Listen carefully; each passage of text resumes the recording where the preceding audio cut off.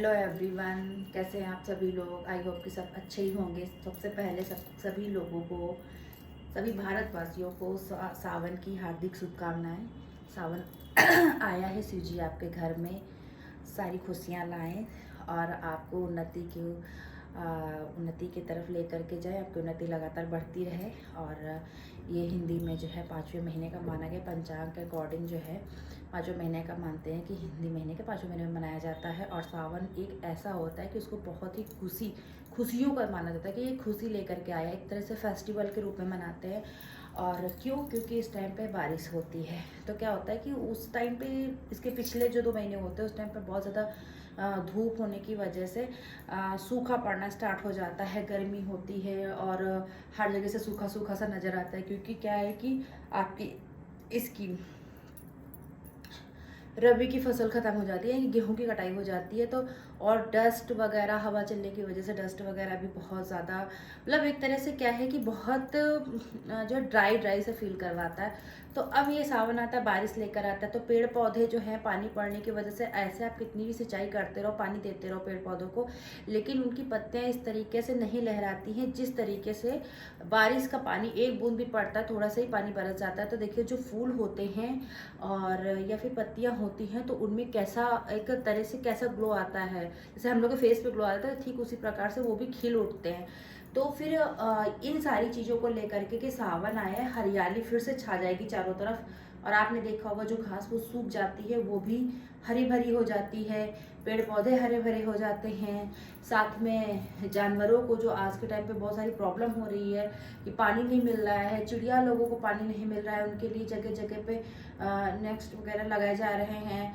और मैंने देखा है आर्टिफिशियल्स जो है घोंसले बनाए जाते हैं, लगाए जाते हैं। सोचिए क्यों हो रहा है ये सारी, इन सारी चीज़ों की ज़रूरत क्यों पड़ रही है? तो कहीं ना कहीं हम ही लोग उनको हार्म पहुंचा रहे हैं, तब जाकर के सारी प्रॉब्लम्स आ रही हैं। तो फिर यहाँ पर क्या होता है कि जैसे कि नदियों में, तालाबों में और बरसात की सीजन में क्या होता है, पानी एकत्रित हो जाता है, जिससे कि जो हमारे जानवर होते हैं, जंगली जानवर होते हैं, या फिर हम ही मनुष्य, जहाँ पे वाटर लेवल बहुत कम होता है तो वो ऊपर आ जाता है। जैसे पहाड़ी क्षेत्रों में आपने देखा होगा जहाँ पे ज़्यादा सूखा पड़ता है वहाँ पे। अब जैसे कि यूके वगैरह में क्या है कि वहाँ तो साल के 12 मास पेड़ों की छाल से पानी आता रहता है, लेकिन मैंने जम्मू में देखा है कि वहाँ पे महिलाएं जो हैं मई जून के मंथ में क्या करती हैं कि पानी लेकर के अपने सर पे रखती हैं मटका। भी वहाँ पे ये सारी प्रॉब्लम्स हैं।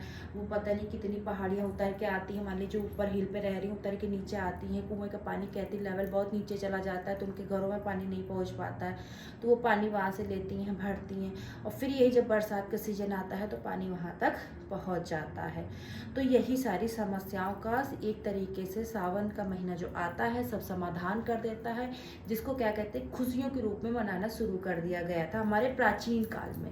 ठीक है। और शिव जी का ये महीना माना जाता है, पूरा मंथ शिव जी का माना जाता है। अब उस पर तो खैर हम कुछ नहीं कहेंगे, लेकिन थोड़ा सा मुझे मजाक सूझ रहा है शिव जी का महीना, क्योंकि सांप बिच्छू सब बाहर निकलना शुरू हो जाते हैं। क्यों? क्योंकि उनके घरों में पानी एकत्रित हो जाता है तो उनको रहने की कई जगह नहीं मिलती है। सो गैस, ये तो खैर फनी सी बात थी, इसको कोई माइंड नहीं करेंगे। लेकिन हाँ, इसको मनाया बहुत अच्छे से जाता है। इसमें कहते हैं कि भगवान शिव जी की अगर आराधना आप करते हैं, साथ में पार्वती माता की भी करनी होती है, क्योंकि उन्होंने ही अर्धांगिनी का रूप दिया है स्त्रियों को। एक बार ऐसा हुआ था कि एक उनके बहुत बड़े पुजारी थे, उनका नाम मुझे इस समय नहीं याद है, लेकिन फिर भी मैं नेक्स्ट ब्लॉग में बताऊंगी। तो उन्होंने क्या किया था, केवल वो शिव जी की भक्ति करते थे। तो शिव जी की भक्ति करते थे, उन्होंने ये बोला कि मैं तो आपका भक्त हूँ तो मैं आपकी पूजा करूँगा, मैं आपकी पत्नी की पूजा क्यों करूँ? तो शिव जी को बहुत ज़्यादा वो क्रोधित हो गए थे। उन्होंने बोला कि मैं अकेला पूरा नहीं हूँ, मेरी पत्नी जब मेरे साथ है तब मैं पूरा हूँ। तो उन्होंने जो कहते हैं कि अर्धांगिनी रूप, तो उन्होंने तभी लिया था। ऐसे इतने में शिव जी का था, इतने में वो थे, और उनको उनकी परिक्रमा करनी थी, वरदान उनको मिला था। उन्होंने क्या कहता है कि मेरे को आपकी परिक्रमा करनी। तो उन्होंने कहा नहीं, हम दोनों लोग के साथ में परिक्रमा नहीं कर सकते, आप दोनों लोग बैठ जाएंगे। तो शिव जी ने क्या किया था कि पार्वती माता को अपने आप में समाहित कर लिया था, तो वो आधे आधे हो गए थे। ऐसे ऐसे कहे दोनों लोग जब है अर्धांगिनी वो हमारी, दोनों लोग हैं तभी हम पूरे हो पाएंगे। तो ये तो खैर हो गई धार्मिक बातें, लेकिन शिव जी की इसमें पूजा करिए और अपनी विशेष मांगिए, पूरी होती हैं, 100% श्योर है। और ये महीना जो है, ये मंथ सावन में जो है उनको पूजा पाठ अगर श्रद्धा पूर्वक की जाती है तो सारी विशेष लगभग पूरी होती है, भले ही समय लगे। और अभी तो मंदिरों में बहुत भीड़ रहेगी सावन के सोमवार वाले दिन, कई जगह पे भंडारे भी होते हैं के उपलक्ष्य में। और अच्छा लगता है कुल मिला के। महिलाएँ गीत गाती हैं और ऐसे जो है पार्टी वगैरह करती हैं, तो सब ग्रीन ग्रीन पहन के ही आती हैं। जैसे मैंने पहन लिया है, तो मेरा तो ये मैचिंग का मिल नहीं रहा था, तो मैंने इसको मैच कर लिया, फिर भी मैच हो गया। और वो लोग पार्टी रखती हैं, लोग गीत गाती हैं। हमारे जो भारतवर्ष में है, ये फोक सॉन्ग वगैरह गाए जाते हैं हर जगह पे, हर क्षेत्र में।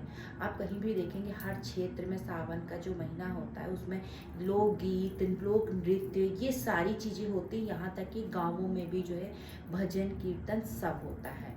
और क्या होता है कि सब खुशियाँ मनाती हैं कि अब खुशियों के दिन आ गए हैं।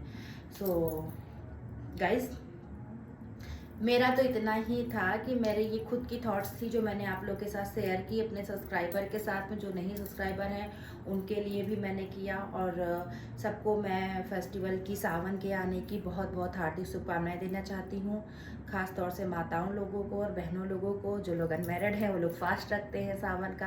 कहते हैं कि अगर सावन को सोमवार व्रत रखते हैं तो अच्छा पति मिलता है, ऐसा कहा जाता था। एक समय में मैंने भी रखा था बहुत ज़्यादा, यानी कि मैं फर्स्ट ईयर में थी, 9th में थी, या फिर मैं इस स्टैंडर्ड में थी। मैंने बस, मुझे पता नहीं था इसके पीछे क्या लॉजिक है। मैंने देखा कि मेरे मोहल्ले में दीदी लोग थी, तो वो लोग रखती थी व्रत। ये नहीं मालूम था क्यों होता है, तो मैंने कहा ये लोग व्रत क्यों रखती हैं। हालांकि उस टाइम पे वो भी वो लगती थी, स्कूल टाइम था। मैंने सोची क्यों रखती हैं व्रत, फिर मैंने ऐसे रखना शुरू कर दिया। बाद में पता चला कि जो कुंवारी लड़कियां होती हैं व्रत को रखती हैं तो अच्छा पति पाने के लिए रखती हैं। तो फिर ये चीज़ हुई। तो मेरे को जब बाद में, मैं जब 9th से मैंने 12th तक व्रत रखना स्टार्ट कर दिया, तब मुझे पता हो चला अच्छा इसके पीछे ये है। और साथ में मैंने अपनी फ्रेंड को भी कहा कि अरे रहो, ये कुछ नहीं होता है, भगवान की श्रद्धा है, करो। और मैं अभी तक कोई व्रत क्यों रखती थी कि मैं जो भी क्लास में आती थी, भगवान मुझे इतने मार्क्स मिल जाए, मैं इतना पास हो जाऊँ, ये हो जाऊँ। पढ़ना भी पड़ता था, ऐसा नहीं कि भगवान के मानने से होता था, लेकिन एक धारणा बनी हुई थी कि बड़े लोगों को देखो कि ये होता है, पूरा होता है। और फिर मैं कॉलेज गई, जब मैं टीचिंग करने लगी, तो वहाँ पे कुछ टीचर्स थे जर्नलिज्म के, तो उनको पता चला रितु मैम जो है व्रत हैं। तो उन्होंने बोला किस चीज़ का व्रत हो। मैंने कहा सावन। मैंने कहा चिढ़ाना नहीं, पहली बात है। तो उन्होंने मुझे चिढ़ाना शुरू कर दिया, कहने लगे बहुत बेकार आपकी शायद पति मिलेगा। मैंने कहा ऐसा क्यों। कह लगे पहली बात, शिव जी कैसे थे जिनकी तुम पूजा कर रही हो, नंबर 1 के थे वो। जो है मदिरा का सेवन करते थे, भांग का सेवन करते हैं, और जंगल में रहते हैं, और जानवरों को लेकर के चलते हैं, सांप बिच्छू को लेकर रहते हैं, तो तुमको ऐसा ही पति मिले। हमने कहा ये कौन सी बात कर रहे हो। खैर वो तो खैर चिढ़ाने वाली बात थी। तो बोले थे कि, हमने कहा चलो अच्छा ठीक है।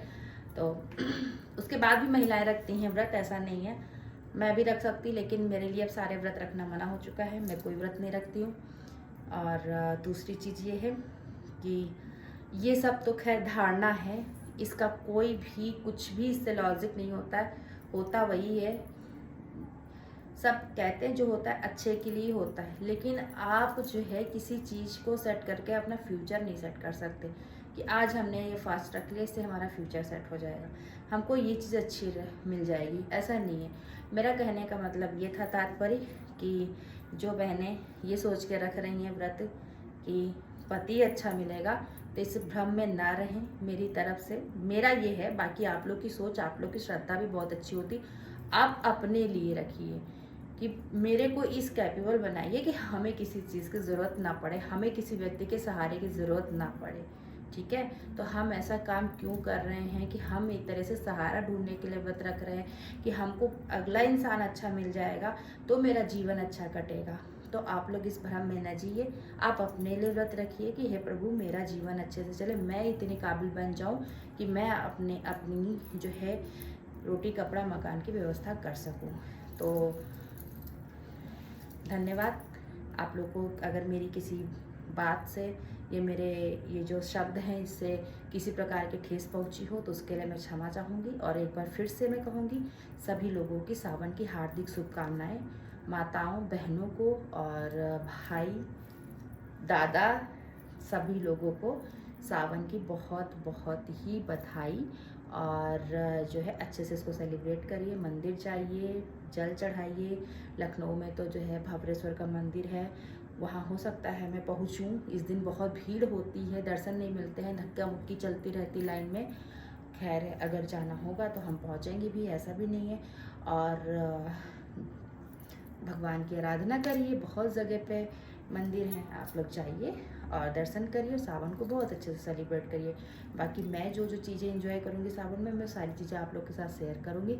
और मेरी ये बात अच्छी लगी हो तो फिर आप लोग उस पर मेरे चैनल पर कमेंट ज़रूर करिएगा। थैंक यू, धन्यवाद, बाय बाय।